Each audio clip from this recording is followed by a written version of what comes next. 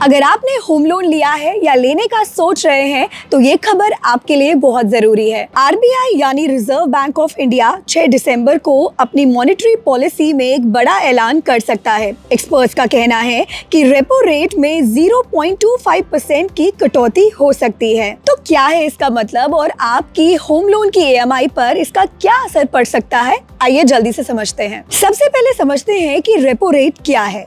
Repo rate वो interest rate है जिस पर आरबीआई बैंकों को कर्ज देता है।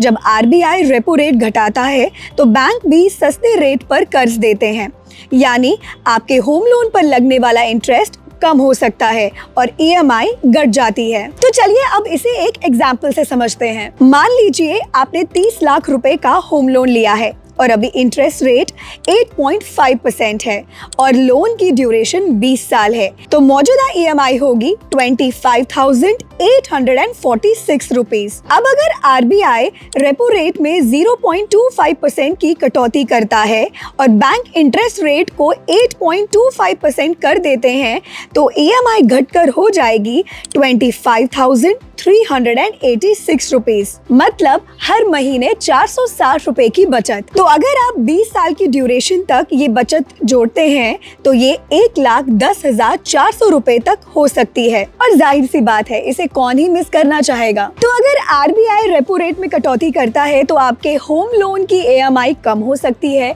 होम लोन की ईएमआई कम होगी तो ऑटोमेटिकली सेविंग होगी तो आपकी फाइनेंशियल प्लानिंग भी आसानी से हो जाएगी। आपकी पर्सनल फाइनेंस से जुड़ी ऐसी ही और भी वीडियोस के लिए जुड़े रहें जी बिजनेस के साथ।